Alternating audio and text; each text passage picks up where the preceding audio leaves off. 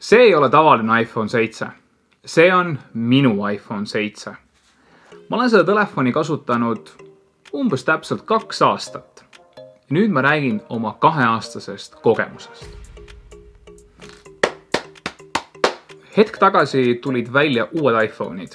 Odavamate hinnad hakkavad umbes 1000 eurost. Sellise hinna puhul tekib küsimus, kui kaua on sinu iPhone tegelikult uuevääriline? Ma isiklikult ei ole olnud algusest peale iPhone'i kasutaja. Ma olin päris pikalt erinevate droidide peal. Minu seadmed on olnud näiteks HTC Wildfire, Sony Ericsson Xperia Neo, odavad, otsa Motorola Moto G, Samsung Galaxy S2, see vahel oli iPhone 4, mida oli Tevesim, siis ei toiminud väga hästi, siis oli Samsungi Galaxy S3. Räägime telefonist, mis siin laua peal on. See on iPhone 7. Võrdlemisi väike aku, mis karmi kasutusega, no ütleme nii, et väga kaua ei kesta. Tänapäeva standardite järgi on ka see ekraan päris tilluke, 4,7 tolli. Ja tänu sellele, et ta on LCD platvormil, mitte AMOLED, siis võib-olla värvid ei ole nii kirkad ja pilt ei ole nii terav kui mõnel näiteks Samsungi seadmel. Tehnilisele poolele otsa vaadates ei ole ka see seade nüüd kõige võimsam.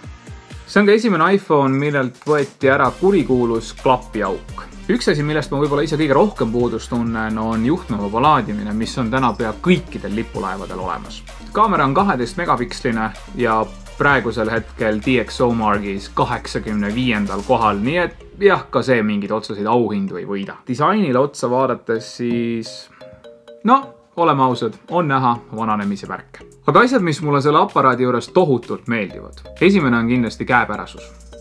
Ja ta on piisavalt kompaktne, et teda on tohutult mugav kogu aeg kasutada. Koostöö kvaliteedi osas ma ei saa ühtegi halba sõna öelda. Raudvaraliselt ei ole olnud mul mitte ühtegi mure. Kätte võttes on aru saada, et tegemist on ikkagi väga-väga hästi kokku pandud aparaadiga. Mida õnneks on täna pea kõik lipulaevad. Kindlasti, mis ma välja toon, on see fantastiline kodunupp. Ma jumaldan seda kodunuppu ja mulle meeldib, et ta on esimesel küljel. Mõni aeg tagasi tuli välja, et iPhone'id peale mõnda aega, kui nende akud muutuvad vanemaks, võtavad kiirusel tuure alla. Paha lugu. Minu seade ütleb, et temal on aku algsest elueast alles 91%. Nii et 24 kuu kohta ei ole üldse halb. Kui Geekbenchi uskuda, siis single core'i skoor on päris armas. Konkreetselt sellel seadmel täna hommikul oli 3527. Kas see ütleb midagi? Kindlasti mitte. Sellel seadmel jookseb iOS 12 ehk siis viimane versioon ning tõepoolest iOS 12 on selle aparaadi teinud ka mõnevõrra kiiremaks. See on üks asi, mis iOS platvormi juures mulle väga-väga meeldib. Tarkvara uuendused. Nii et sa tead, et sinu seade on aastaid ja aastaid ja aastaid toetatud. Minu Android seadmed olid kõik väga raskelt ümber seadistatud ja kui ma ei eksi, siis vist kõik mu telefonid olid ka ruuditud. Et see oli minu suur kartus, et kuidas ma saan hakkama sellega, et mul on võrdlemisi konkreetne raamistik, mille sees ma pean siis oma igapäevatoiminguid tegema. Kui aus olla, siis see üleminek oli väga valutu. Ja ma isegi õppisin nautima seda, et sa ei pea seadistama. Sa paned siia SIM-kaardi sisse, annad talle paar koodi ja ongi kõik. Kas sa subscribe nuppu oled vajutanud? Ole hea, tee seda. Räägime numbritest.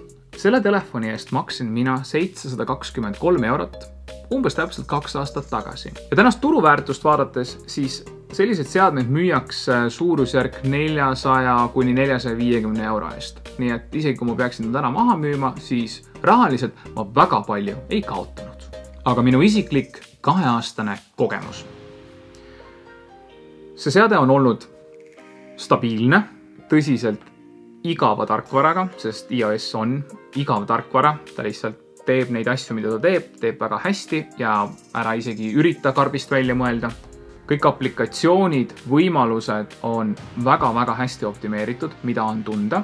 See sõrmehääle lugeja esimesel küljel on, nagu ma ennist juba ütlesin, fantastiline, sest pahatihti on mul telefon laua peal ja siis lihtsalt sisse lobimiseks teed pup.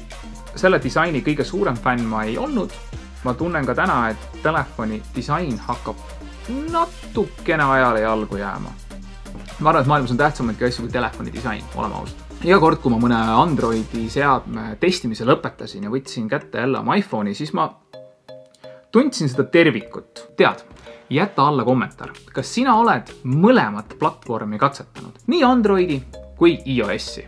See raudvara ja tarkvara on teeninud mind isiklikult väga-väga hästi.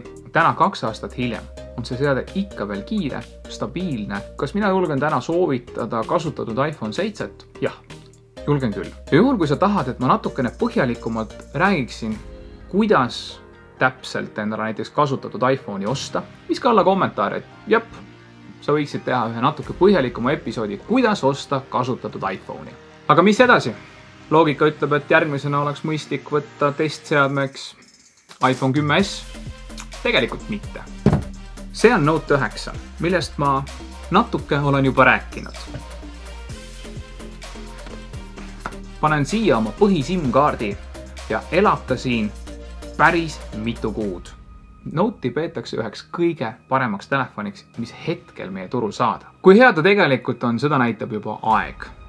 Ja kui sul on küsimusi Note 9 kohta, siis pane oma küsimused alla kommentaaridesse. Saan kõikidele nendele küsimustele vastata järgmises põhjalikus Note'i videos, mis mõne kuu pärast teen. Nii, vaatame, kui kiiresti mõned aplikatsioonid lahti tulevad. Kui sa ei ole meie Instagrami veel jälgima hakanud, siis soovitan soojalt. Ja kõige olulisem aplikatsioon YouTube. Vaatame, kuidas kaamera on. Siin on ka 2 täiesti erinevat assistenti. Proovime. Hey Siri, how's the weather like? It's currently cloudy and 17 degrees in Tallinn. Huvitav, kas Google on optimistlikum? Right now in Tallinn it's 17 degrees and mostly cloudy. Nii palju ilusast ilmast. Hey Siri, who is the first Estonian president? Here's what I found on the web for who is the first Estonian president. Have a look. Okay, Google. Who is the first Estonian president? George Washington was the first president of the United States. Positiivne on see, et me ei pea kartma, et tehisintellekt maailma üle võtaks. Lähme siis Androidi peale. Aitäh!